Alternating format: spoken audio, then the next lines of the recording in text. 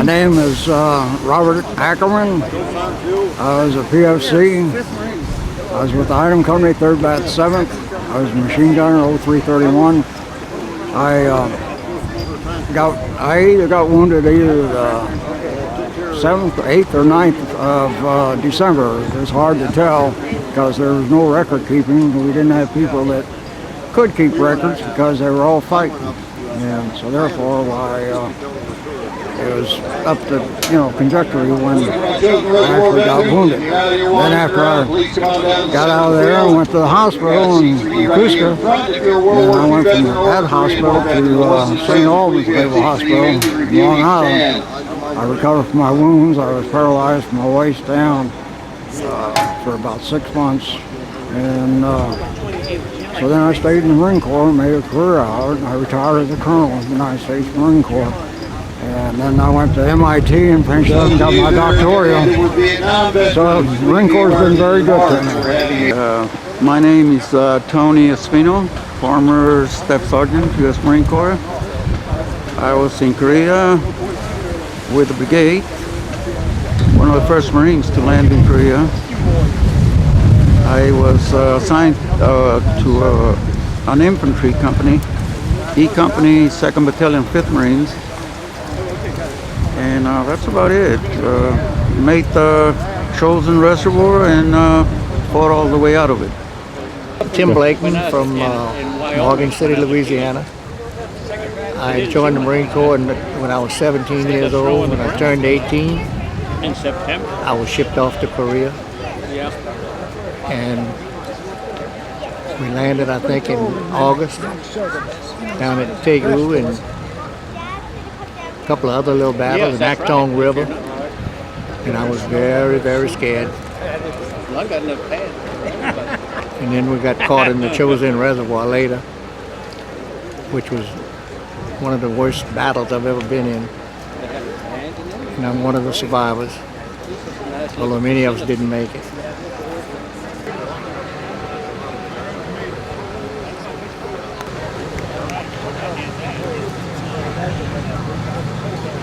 Behind the monument is the Marine Military Academy Drill Team, which is trained by Master Sergeant Ralph Picasso. Drill Team Commander is Cadet Lieutenant James Harvey.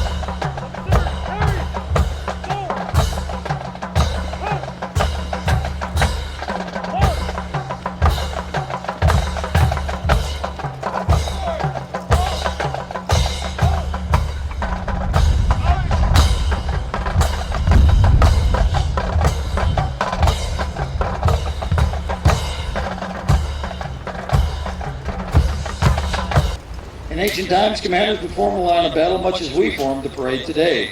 Our parade is descendant of this combat formation. In preparation for battle, commanders ordered their units to pass and review. Each unit then marched by in front of the commander so he could observe every platoon and man to evaluate their state of training and discipline. This tradition remains today as the final act in a parade, and for much the same reason, to afford the commander a closer look at the marching ability and state of discipline of his units. Ladies and gentlemen, during the pass review, you're reminded to rise as the colors come abreast of your position. You may be seated after they have passed.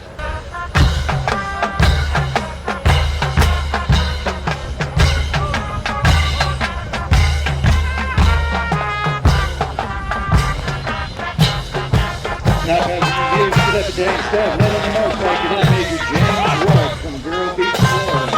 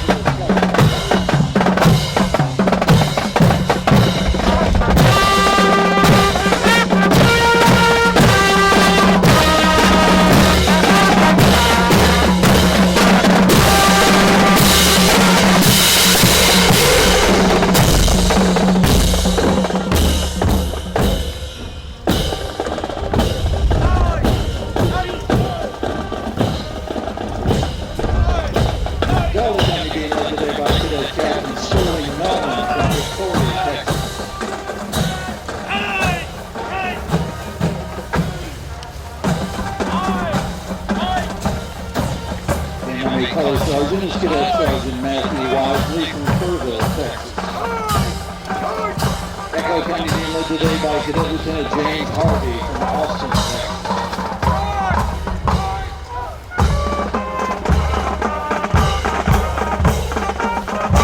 Fox County being led today by Cadet Captain Patrick Gallagher from San